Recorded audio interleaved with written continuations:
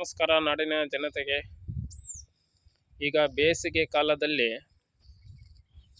ನಾವು ನೀರು ಕುಡಿಬೇಕಂದ್ರೆ ಫುಲ್ಲು ಬೇಸಿಗೆ ಇರೋದರಿಂದ ನೀರು ಹೀಟಾಗಿರುತ್ತೆ ಮನೆಯೊಳಗೆ ಮನೆ ಹೊರಗಡೆ. ಅದಕ್ಕೋಸ್ಕರ ಬಹಳ ಜನ ಫ್ರಿಜ್ಜಿನೊಳಗೆ ನೀರು ಕುಡಿತಾ ಇರ್ತಾರೆ.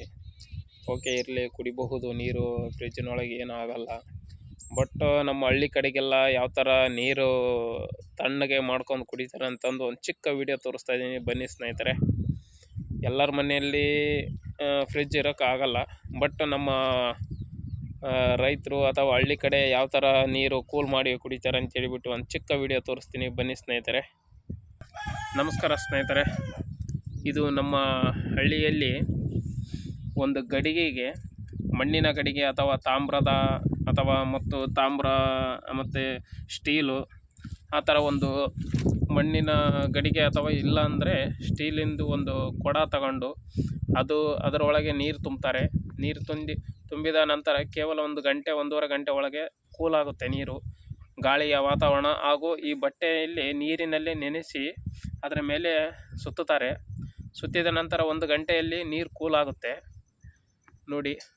ಆಮೇಲೆ ನೀರು ಕೂಲಾದಮೇಲೆ ಕುಡಿದರೆ ಫ್ರಿಜ್ ಏನು ಇದೆ ಅಲ್ಲ, ಅದಕ್ಕಿಂತ ಕೂಲಾಗಿರುತ್ತೆ ನೀರು. ಅದೇ ಈ ಹಳ್ಳಿ ಕಡೆಗೆ ವಿಶೇಷ ಬಿಸಿಲು ಕಾಲದಲ್ಲಿ.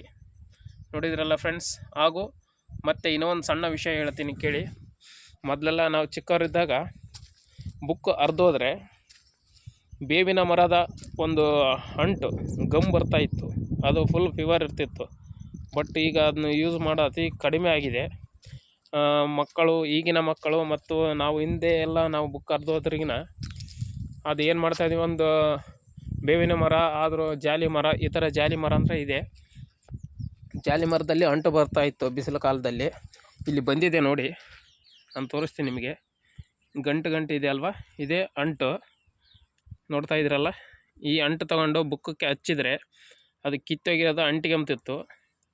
ಈಗ ನಮ್ಮ ಹಳ್ಳಿ ಜನ ಮತ್ತು ನಮ್ಮ ಹಳ್ಳಿ ಮಕ್ಕಳು ಎಲ್ಲ ಈ ಥರ ಹಿಂದಿನ ಕಾಲದ ಉಪಯೋಗಿಸ್ತಿರುವ ಗಮ್ಮು ಅಂಟು ಮರ್ತು ಬಿಟ್ಟಿದ್ರೆ ಇದನ್ನ ತೊಗೊಂಡು ಒಂದು ಡಬ್ಬದ ಒಳಗೆ ಹಾಕಿ ಅದು ನೀಟಾಗಿ ಎಲ್ಲೆಲ್ಲಿ ಬುಕ್ ಹರಿದೋಗಿದ್ದು ಅಲ್ಲೇ ತಗೊಂಡು ಹಚ್ತಿದ್ರು.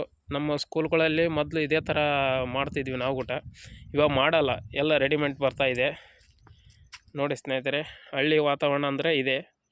ಈಗ ಈ ಹಳ್ಳಿಯಲ್ಲಿ ಈ ಥರ ಗಮ್ ಮಾಡೋದು ಅಥವಾ ಈ ಥರ ಕೊಡದಲ್ಲಿ ನೀರಿಡೋದು ಎಲ್ಲ ಮರ್ತಿದ್ದಾರೆ.